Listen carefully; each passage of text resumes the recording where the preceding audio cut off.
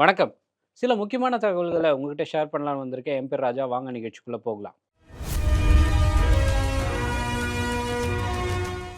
இந்த Iran America போர் சம்பந்தமான அப்டேட்ஸ்ல தினம் தினம் என்னென்ன நடக்குது அப்படிங்கிறத ஃப்ரம் டைம் டு டைம் இந்த சேனல்ல தொடர்ந்து குடுத்துக்கிட்டே இருக்கோம். அந்த வகையில இப்போ அமெரிக்காவுக்கும், ஈரானுக்கும் திருப்பி ஒரு மோதல் போக்கு ஆரம்பிச்சிருக்கு. 100 நாளைக்கு மேலேயும் இந்த சண்டை நடந்துகிட்டு இருக்கு. அந்த சண்டைக்கு நடுவுல இப்போ என்ன மேஜரா நடந்திருக்கு அப்படிங்கிறத பத்தி முதல்ல சில தகவல்கள குடுக்கலாம் அப்படின்னு இருக்கேன். அது என்ன அப்படின்னா, அப்பாச்சி ஹெலிகாப்டர்ஸ் அமெரிக்க ராணுவ தளவாடங்கள்ல ரொம்ப முக்கியமான ஹெலிகாப்டர்கள்ல ஒண்ணு தான் இந்த அப்பாச்சி ஹெலிகாப்டர். இந்த அப்பாச்சி ஹெலிகாப்டர் அண்மையில ஸ்ட்ரெய்ட் ஆஃப் ஹார்முஸ் அப்படிங்கிற பகுதியில ரோந்து பணியில ஈடுபட்டுக்கிட்டு இருக்கும்போது, திடீர்னு அந்த ஹெலிகாப்டர் கீழ விழுந்து வெடிச்சிருச்சு.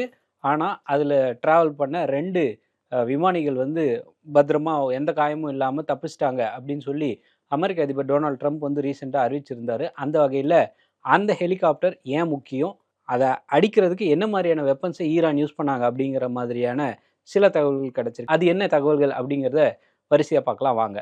இந்த ஈரானுக்கும் அமெரிக்காவுக்கும் இடையில நடக்கிற சண்டை வந்து 100 நாள தாண்டி போகுதுன்னு நம்ம சொல்லியிருந்தோம் இல்லையா? இதுல திங்கட்கிழமை அதிகாலையில வந்து ஒரு 3:30 மணி அளவுல அப்பாச்சி அப்படின்ற அந்த ரக ஹெலிகாப்டர வந்து சுட்டு வீழ்த்தப்படுது. இந்த நிலைமையில இந்த 2 விமானிகளுக்கு என்ன ஆச்சு அப்படிங்கிறது ஒரு பக்கம் இருந்தாலுமே, இந்த சம்பவத்துக்கு எப்படி எங்க அமெரிக்க ராணுவத்தையே நீங்க வந்து அட்டாக் பண்ணுவீங்களா? அப்படிங்கிற மாரி கோவப்பட்ட டொனால்ட் ட்ரம்ப் என்ன பண்றாருன்னா, அந்த ஸ்ட்ரெய்ட் ஆஃப் ஹார்முஸ் பகுதியில இதுக்கு பதில் தாக்குதலும் நடத்தியிருக்காங்க அப்படிங்கிறதுனால, இப்ப அங்க வந்து ரொம்ப அப்படியே தணிஞ்சு போய்க்கிட்டு இருந்த ஒரு போர் சூழல் திருப்பி தல தூக்க ஆரம்பிச்சிருக்குது. மீண்டும் 2 தரப்பும் வந்து அடிச்சுக்க ஆரம்பிச்சிருக்காங்க அப்படிங்கிறது தான் நம்ம புரிஞ்சுக்கணும்.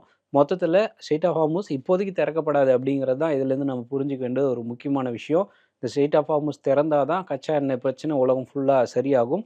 அப்படி சரியாச்சுன்னா தான் நம்ம ஊர்கள்ல இருக்கிற ஒரு தெருமுனையில இருக்க பெட்டி கடைகள், அப்புறம் இந்த ஒரு தள்ளுவண்டி கடைகள், உணவகங்கள் வரைக்கும் இது பாதிக்கிறதுக்கு ஒரு வாய்ப்பு இருக்கு அப்படிங்கிறதுனால இந்த தகவல சொல்றேன். இதுல பர்ட்டிகுலரா நம்ம சொல்லணும் அப்படின்னா, இந்த அப்பாச்சி ரக ஹெலிகாப்டருக்கு ஒரு குறியீடு இருக்கு. AH-64 அப்படிங்கிறது தான் இந்த ஹெலிகாப்டருடைய பேரு.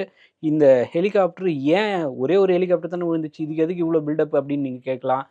அமெரிக்காவுடைய அந்த ஏற்கனவே சொன்ன மாதிரி ரொம்ப மதிப்புமிக்க பொருட்கள்ல இந்த அப்பாச்சி ரக ஹெலிகாப்டரும் ஒண்ணு அப்படிங்கிறாங்க. இதனுடைய ஒரு ஹெலிகாப்டரோட விலையே இந்திய ரூபாயில ரூ. 382 கோடி அப்படின்னு சொல்றாங்க.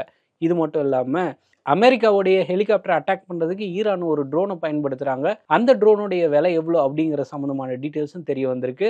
இந்திய ரூபாயில ஈரான் யூஸ் பண்ண அந்த ட்ரோனுடைய மதிப்பு வந்து இந்திய ரூபாயில ரூ. 19,00,000 அப்படின்னு சொல்றாங்க. ஷாஹெத் அப்படின்னு இந்த ட்ரோனுக்கு பேர் வச்சிருக்காங்க. இந்த ரூ. 19,00,000 செலவு பண்ணி ரூ. 382 கோடி மதிப்புள்ள ஒரு ஹெலிகாப்டரை வீழ்த்தினதே ஈரானுக்கு ஒரு பெரிய சக்சஸா பார்க்கப்படுது. ஆனா இது ஒரு பக்கம் சண்டை நடந்துகிட்டு இருக்கும்போது அமெரிக்க அதிபர் டொனால்ட் ட்ரம்ப் என்ன சொல்றாருன்னா, ஒரு பக்கம் நாங்க அட்டாக்கே நடத்துறோம். அதே நேரத்துல இன்னும் 2, 3 நாள்ல இதுக்கு சம்பந்தமான அதாவது ஈரானுக்கும் அமெரிக்காவுக்கும் ஒரு அமைதி ஒப்பந்தம் கிடைச்சிரும். அது வந்து கிட்ட நெருக்கத்துல தான் இருக்கிறோம். இதே தான் அவர் 100 நாளா சொல்லிக்கிட்டு இருக்காரு அப்படிங்கிறதையும் நம்ம இங்க கவனிக்க வேண்டியது இருக்கு. இது ஒரு தகவல். இதுக்கு அடுத்தபடியா உலகத்திலேயே அதிகமான ஆயுதங்கள், அப்புறம் தளவாடங்கள்லாம் எங்கிருந்து கிடைக்குது? எங்கிருந்து இறக்குமதி பண்றாங்க? யார் அதிகமா இத வந்து வெளிநாடுகள்லேருந்து வாங்குறாங்க? அப்படிங்கிற ஒரு பட்டியல் ரிலீஸ் ஆயிருக்கு. அது என்ன அப்படின்னு பார்க்கலாம் வாங்க.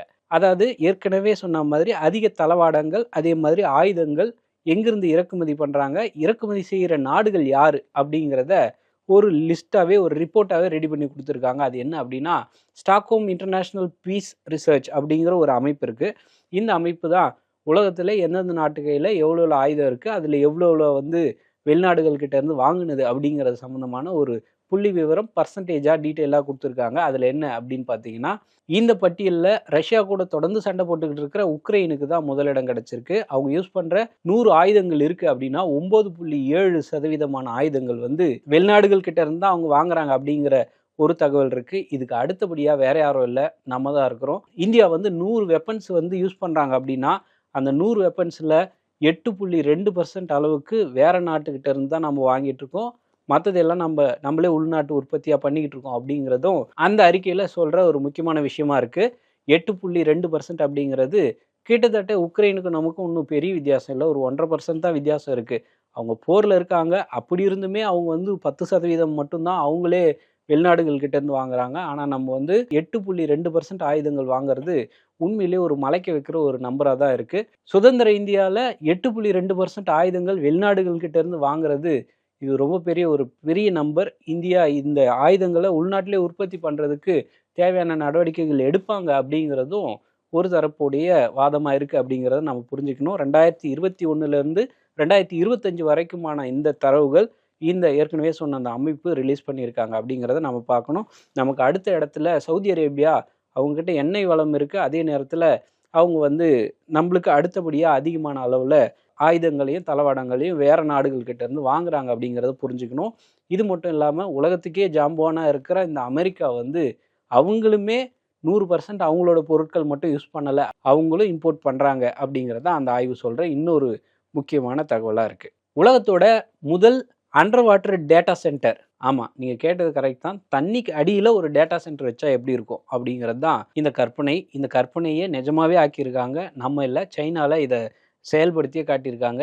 அடுத்த சில வருஷங்கள் ஒன்று உலகத்தில் எண்ணெய் அப்புறம் இந்த ஃபியூல் சம்மந்தமாக ஒரு பெரிய பிரச்சனை வரலாம். அப்படி இல்லைன்னா அடுத்தது டிஜிட்டல் ஃபார்மில் தான் ஏதோ ஒரு சண்டை நடக்க போகுது அப்படிங்கிறது தான் உலகத்தோட ஃப்யூச்சராக இருக்க போகுது. அப்படிங்கிற நிலமையில சைனா தங்களால் எவ்வளோ முடியுமோ அவ்வளோக்கு அவ்வளோ இந்த டேட்டா சென்டர்ஸில் அதிகமாக கான்சன்ட்ரேட் பண்ணுறாங்க.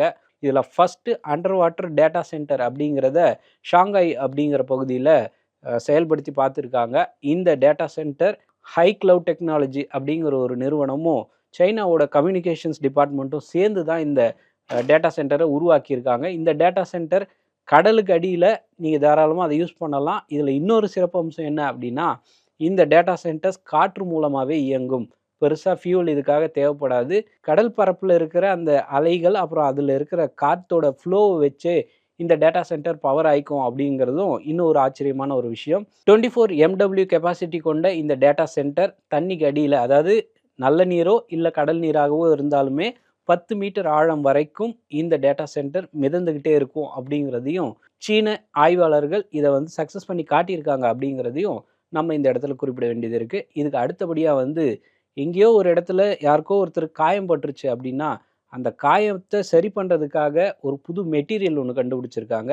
அமெரிக்காவுடைய ரோட் ஐலாண்ட் அந்த பகுதியில் ப்ரவுன் யூனிவர்சிட்டி அப்படின்னு ஒரு யூனிவர்சிட்டி இருக்குது. அந்த யூனிவர்சிட்டியில் பயோமெடிக்கல் இன்ஜினியர்ஸ் எல்லாம் என்ன பண்ணுறாங்க அப்படின்னா, ஒரு பொருளை கண்டுபிடிக்கணும். அந்த பொருள் அடுத்தவங்களுக்கு டிஸ்டர்ப் ஆகக்கூடாது. அதே நேரத்தில் யாரோ ஒரு பேஷண்ட்டுக்கு நீங்கள் கொடுக்குறீங்க அப்படின்னா அது அவங்களுக்கு சீக்கிரமாக குணப்படுத்தக்கூடிய ஒரு மெட்டீரியலை நம்ம கண்டுபிடிக்கணும் அப்படின்னு சொல்லி ஒரு ஆராய்ச்சியில் ஈடுபடுறாங்க இந்த ப்ரவுன் யூனிவர்சிட்டியை சேர்ந்த விஞ்ஞானிகள். அப்படி ஒரு மெட்டீரியலை தேடும்போது அவங்க என்ன சொல்கிறாங்க அப்படின்னா, சின்ன சின்ன கிருமிகள் தான் ஒரு காயம் பட்டுச்சுன்னா அந்த கிருமிகள் தொடர்ந்து அந்த காயத்தை இன்னமும் அதை அப்படியே உயிர்ப்போட வச்சுருக்கோம். அந்த கிருமிகளை அழிச்சிட்டோம்னாலே காயம் தன்னைத்தானே சரியாயிக்கும் அப்படிங்கிறது தான் பேசிக். அப்படிங்கிற நிலமையில இவங்க யூஸ் பண்ணுற மெட்டீரியல் பேர் ஹைட்ரோஜெல் அப்படின்னு சொல்கிறாங்க. இந்த ஹைட்ரோஜெல் அப்படிங்கிற அந்த பொருளால் செய்யப்படுற ஒரு பேண்டேஜ் மாதிரியான ஒரு மெட்டீரியல். இந்த மெட்டீரியலில் ஆல்ரெடி ஆன்டிபயோட்டிக்ஸ் கோட்டிங் பண்ணியிருப்பாங்க. ஆன்டிபயோட்டிக்ஸ் அப்படிங்கிறது கிருமிகளை விலக்கி வைக்கிற ஒரு பொருள். இந்த ஆன்டிபயோட்டிக்ஸு இப்போ யாருக்கோ ஒருத்தருக்கு அடிபட்டிருக்கு அப்படின்னா அவங்களுக்கு தனியாக ஆன்டிபயோட்டிக்ஸ் கொடுத்துட்டு அதுக்கு மேலே தான் கட்டு மாதிரி கட்டுவாங்க இல்லையா? இனிமேல் இந்த ஹைட்ரோஜெல் அப்படிங்கிற இந்த மெட்டீரியலை வச்சு அந்த துணியால் சுற்றிட்டோம் அப்படின்னா தனியாக ஆன்டிபயோட்டிக்ஸ் தேவைப்படாது. கட்டுக்கட்டுற அந்த மெட்டீரியல்லையே ஆன்டிபயோட்டிக்ஸ் இருக்குது. அது தேவை ஏற்படும் போது மட்டும் செயல்படும், மற்றபடி உடலை உறுத்தாது அப்படிங்கிறது தான் இந்த ஆய்வாளர்கள் கண்டுபிடிச்சிருக்க ரொம்ப முக்கியமான ஒரு விஷயமா இருக்குது. இது வருங்காலத்தில் காயங்கள் ரொம்ப சீக்கிரமாக ஆறுறதுக்கு இது ரொம்ப பயன்படும் அப்படின்னு சொல்லி மருத்துவ உலகத்தில் இது ஒரு ரொம்ப பெரிய ஒரு மைல்கல்லாக பார்க்கப்படுது. அப்படிங்கிறதுனால இந்த தகவலை உங்ககிட்ட சொல்கிறேன். ஸோ இந்த மாதிரியான இன்ட்ரெஸ்டிங்கான தகவல்கள் தொடர்ந்து கொடுத்துட்ருக்கேன். என் பேர் ராஜா. நன்றி, வணக்கம்.